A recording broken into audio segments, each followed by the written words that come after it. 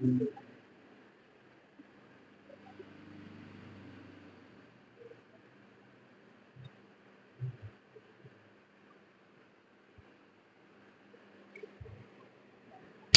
तो आज हम लोग क्या पढ़ने वाले हैं, क्लास 9 का जो साइंस चल रहा था उसके आगे हम नेक्स्ट स्टार्ट करेंगे कि नेक्स्ट टॉपिक क्या है उसमें।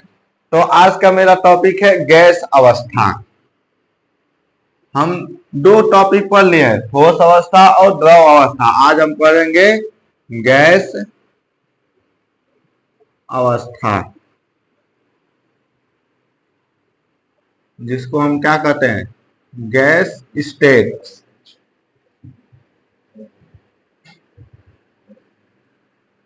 ठीक है, गैस स्टेट पढ़ेंगे कि इसमें उसका मतलब गैस स्टेट होता क्या है, या हम ये कह सकते हैं कि द्रव अवस्था किसे कहते हैं। तो आपको इसके पहले बताया गया होगा, जो याद था कि आपको याद रहा होगा कि जो सॉलिड स्टेट होता है या फिर ये कह सकते लिक्विड स्टेट होता है, यानी ठोस अवस्था और द्रव अवस्था, उनमें हम जो भी डिफाइन कर रहे हैं वो किसको लेकर डिफाइन कर रहे हैं, उसके आकार और आयतन को लेकर डिफाइन कर रहे हैं कि आंखें में जिसका आकार और आयतन दोनों फिक्स है उसको हम क्या कहते हैं, ठोस अवस्था कहते हैं। जिसका केवल आयतन फिक्स है, आकार नहीं, उसको द्रव अवस्था कहते हैं। लेकिन जब हम पढ़ेंगे गैस अवस्था का, तो इसमें न तो किसी वस्तु का आकार फिक्स होता है और ना ही आयतन फिक्स होता है। यानी वे पदार्थ जिनका न तो आकार निश्चित हो और न ही उसका आयतन निश्चित हो, उस प्रकार के वस्तुओं को क्या कहते हैं, गैस अवस्था कहते हैं। यानी कि इसमें दोनों चीज, न तो आपका वैल्यू फिक्स होगा और न ही उसका साइज फिक्स होगा। ये दोनों चीज यानी कि वैल्यू को हिंदी में क्या कहते हैं, आयतन, और उसका साइज को क्या कहते हैं, आकार।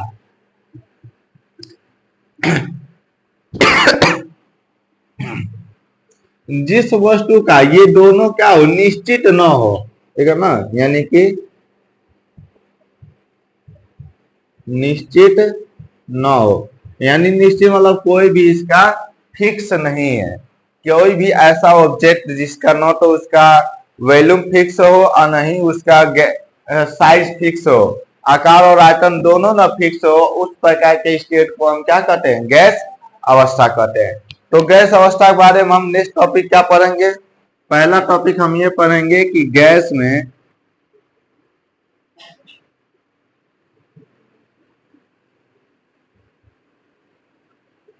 अणुओं की व्यवस्था। इसको हम इंग्लिश में क्या बोलेंगे,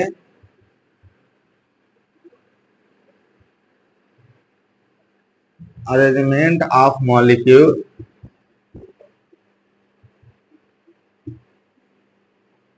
मॉलिक्यूल्स इन गैस। ठीक है ना, गैसेस भी कह सकते हैं। यानी कि हम इसमें देखेंगे कि आखिर इसमें व्यवस्था क्या होती है। सेकेंड हम ये देखेंगे कि गैसों का आकार और आयतन। सेकेंड हम क्या देखेंगे, गैस का आकार एवं आयतन, यानी volume, size, volume and size, volume and size of, volume and size यहाँ लिख देते हैं,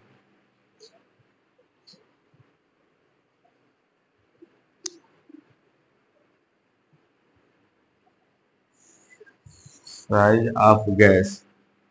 गैस का हम देखेंगे उसका वॉल्यूम और साइज क्या होता है। तीसरा नंबर हम देखेंगे संपीड्यता, जिसको इंग्लिश में क्या बोलते हैं, compressibility.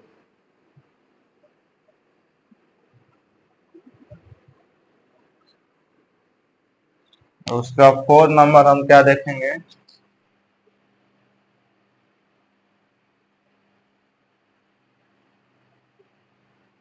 Kinetic energy.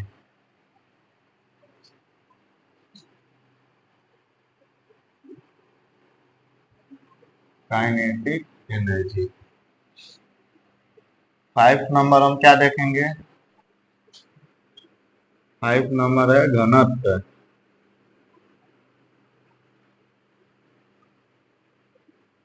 Density. 6 number है प्रसरण, एक्सपेंशन।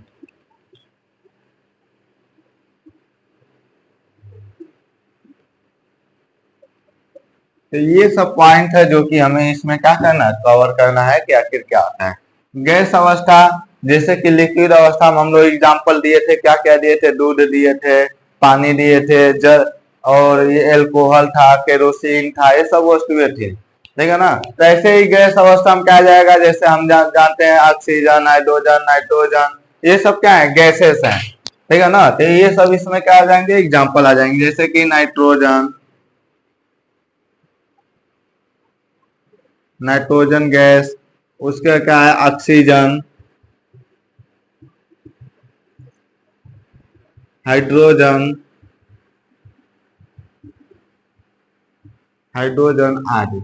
यदि आपसे कोई बोले कि आप कुछ गैसों के नाम बताइए, तो हम बता सकते हैं हाइड्रोजन, नाइट्रोजन, ऑक्सीजन, फ्लोरीन, नियान, ये सब क्या है? गैसेस है। हीलियम, ठीक है ना, क्योंकि आप लोग जानते हैं नाइट्रोजन गैस, कभी कभी गुब्बारे देखे होंगे, कुछ ऐसे गुब्बारे होते हैं जो हमेशा ऊपर ही टंगे रहते हैं। मेले में आप लोग देखे होंगे कि जो गुब्बारे लिए रहते हैं, ऐसे रस्सी बांधा रहता है और हमेशा ऊपर ही टंगे रहते हैं। रीजन क्या है? नाइट्रोजन गैस इसमें रहता है। जैसे जो खाने वाली चीज होती है ना, पैकेट वैकेट में, यहाँ पर आपको नाइट्रोजन गैस उसमें रहता है, ताकि जो भी मतलब वस्तुएं हैं उसमें मटेरियल है वो खराब ना हो। उसमें हाइड्रोजन गैस रहता है।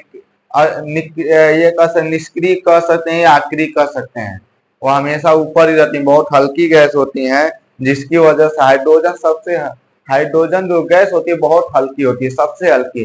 यदि हम उसमें किसी में भर दें तो वो हमेशा हल्का होगा। तो कोई भी ये कंसेप्ट है, जो चीज हल्का होता है वो सबसे क्या होता है? ऊपर होता है। वस्तु की बात किया जाए तो यदि कोई चीज हल्का है तो हमेशा ऊपर आ जाएगा। जैसे कि पानी है, पानी में यदि हम क्या डालेंगे, यदि हम लकड़ी डालेंगे तो लकड़ी क्या है? उसकी डेंसिटी क्या है? हल्की है, जिसकी वजह से ऊपर क्या होती है? तैरने लगती है। लेकिन यदि वही हम लोहा डालें तो तुरंत क्या हो जाएगा? डूब जाएगा। पत्ता डालें तो तैरने लगेगा, पैसा डालें तो डूब जाएगा। रीजन क्या है? कि डेंसिटी डिपेंड करता है, ठीक है। तो अब यहाँ पर हम समझेंगे कि गैस अवस्था होता क्या है, जिसका आयतन और आकार दोनों निश्चित हो, उसे हम क्या कहते हैं? गैस अवस्था कहते हैं। नेक्स्ट हम पढ़ेंगे गैस में अणुओं की व्यवस्था। जैसे कि आपको इसको फिगर से हम समझा दे रहे हैं।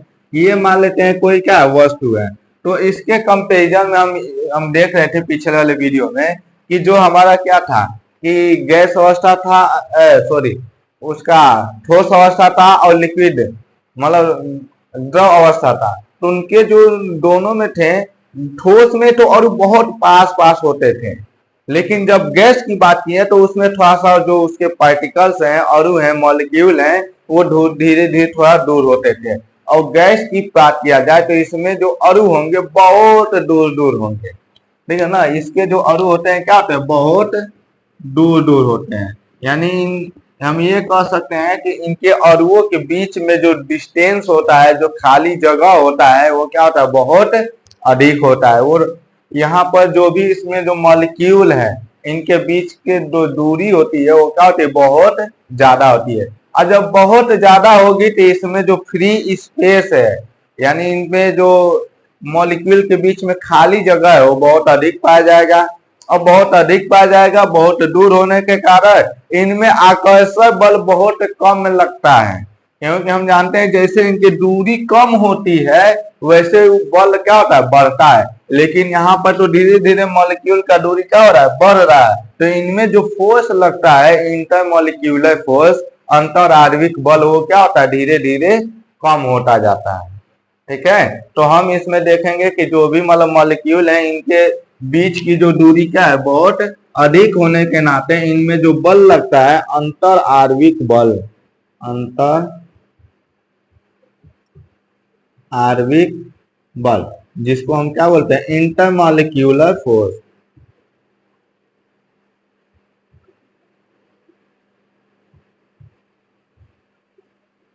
ठीक है ना। इंटरमॉलिक्यूलर फोर्स, इनमें जो भी बल लगता है वो क्या होता है? बहुत कम लगता है। ठीक है, और क्यों, रीजन बस यही है कि इनके मॉलिक्यूल बहुत दूर दूर होते हैं। अब हम ये भी जानते हैं कि इनके जो मॉलिक्यूल होते हैं वो क्या करते हैं, गति करते हैं। तो इनमें बहुत दूर दूर है तो बहुत आसानी से वो गति करेंगे, जहां चाहेंगे वहां ये चले जाएंगे। ठीक है, यानी इनके जो मॉलिक्यूल हैं वो बहुत इधर उधर गति करते हैं। इनका कोई फिक्स डायरेक्शन नहीं होता है कि हम इसी डायरेक्शन में मूवमेंट करेंगे, इसी डायरेक्शन में गति करेंगे। ठीक है, तो अब आगे आप लोग पढ़ेंगे जिसको हम क्या बोलते हैं, इसी को ब्राउनी गति बोलते हैं। क्या बोलते हैं, मतलब यानी जो इसके मॉलिक्यूल होते हैं, लिक्विड में भी जो मॉलिक्यूल होते हैं यानी द्रव में भी, उसके भी क्या होते हैं, इधर उधर गति करते हैं। तो यानी कि जो भी मॉलिक्यूल है, मॉलिक्यूल के इधर उधर गति करने को ही क्या बोलते हैं, ब्राउनी गति बोलते हैं। क्या बोलते हैं, ब्राउनी गति, यानी ब्राउनी मोशन, इसको इंग्लिश में बोलते हैं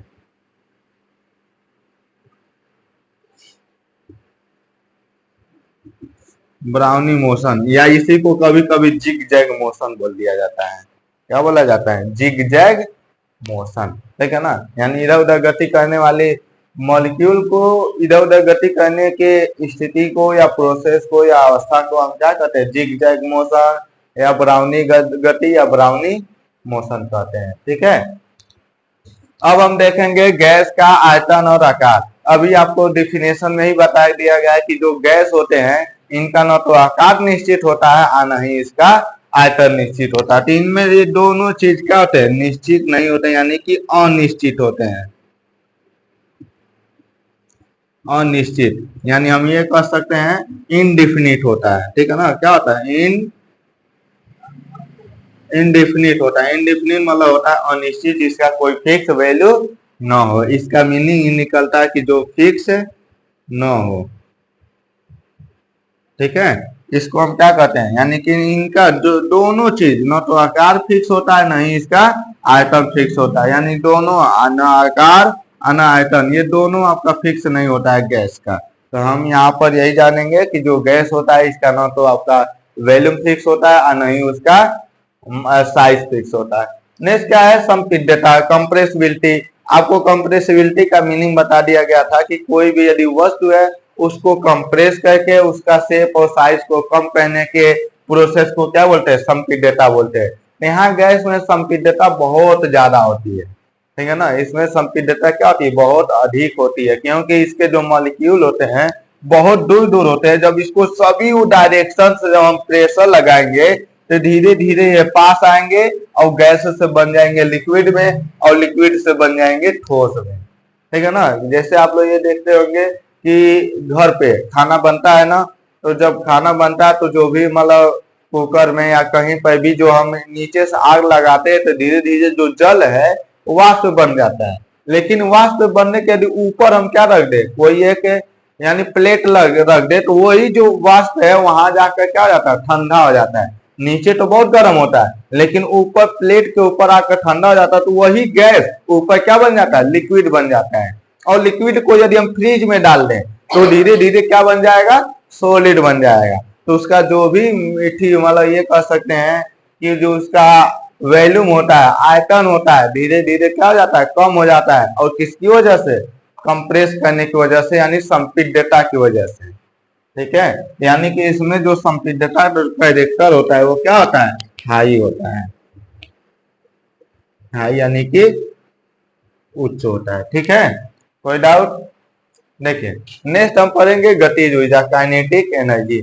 हम जानते हैं कि यहीं पर आपको बता दिए हैं कि जितने भी मॉलिक्यूल होते हैं वो क्या करते हैं, हमेशा मोशन में रहते हैं, गति करते रहते हैं। और गति करने की वजह से क्या होता है, उसमें एक गतिज ऊर्जा आ जाती है, यानी काइनेटिक एनर्जी डेवलप हो जाती है। और इसमें जो काइनेटिक एनर्जी होती है क्या होती है, बहुत अधिक होती है।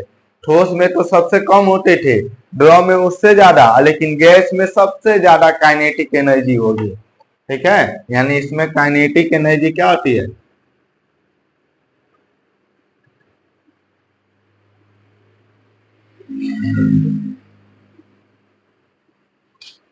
काइनेटिक एनर्जी क्या होती है, हाई होती है। ठीक है, यानी कि उच्च होती है। अब यहाँ पर देखेंगे घनत्व यानी डेंसिटी। घनत्व की बात किया जाए तो इसका घनत्व बहुत कम होता है, क्योंकि जो एयर होते हैं, गैसेस होते हैं, इनका जो मास होता है वो क्या होता है, बहुत हल्का होता है और वॉल्यूम बहुत ज्यादा होता है। क्योंकि हम इसमें जानते हैं कि जो वॉल्यूम होता है, यदि कोई गैस है, हम यदि उसको एक में से निकाल कर दूसरे में रखेंगे तो वो कहाँ कहाँ फैल जाएगा, इसका कोई फिक्स नहीं है। इसलिए हम कहते हैं कि इसका कोई वॉल्यूम यानी कि फिक्स नहीं होता है। और आकार किस आकार का होगा हम ये जान ही नहीं पाएंगे, तो हम कहाँ से फिक्स बताएंगे। ठीक है, वाटर में तो कुछ हद तक देख सकते हैं कि उसका आकार जिस टाइप का है उसी का आकार ले ले रहा है, लेकिन गैस का कोई आकार कोई डिफाइन ही नहीं कर पाएगा। ठीक है, यानी कि यदि हम कोई भी गैस लाकर यहाँ छोड़े हैं, चाहे हाइड्रोजन, चाहे नाइट्रोजन, चाहे जो भी कार्बन डाइऑक्साइड गैस, तो वो थोड़े सही में ही रहेगा। यदि जो हम छोड़ेंगे पूरे रूम भर का हो जाएगा। ठीक है, यानी ये क्या है, उसका जो भी मतलब होता है आयतन और आकार दोनों निश्चित नहीं होता है। और डेंसिटी की बात किया जाए तो इसका जो भी क्या होता है, डेंसिटी बहुत लो होता है, यानी कि कम होता है। ठीक है, अब प्रसरण की बात किया जाए तो इसमें प्रसरण का जो कैरेक्टर है बहुत हाई होता है, बहुत ज्यादा प्रसार होता है। थोड़े से ही गैस को यदि हम जहां छोड़ देंगे वो पूरे चारी ओर क्या हो जाएगा, फैल जाएगा। इसमें जो प्रसरण का कैरेक्टर है वो क्या होता है, हाई होता है, यानी कि उच्च होता है। ठीक है, तो ये है आपका गैस अवस्था यानी कि गैस स्टेट। इसमें आपको ये सब क्या करना, ध्यान देना है। अब आपका एक होमवर्क है कि आप तीनों में यानी कि ठोस में, द्रव में और गैस में, तीनों में आपको तीनों के बारे में बता दिया गया है। तो बुक में आपको दिया होगा इसके में अंतर, क्या दिया होगा, अंतर यानी डिफरेंस, सॉलिड, लिक्विड और गैस, इन सभी में तीनों में आपको क्या करना, डिफरेंस पता करना है।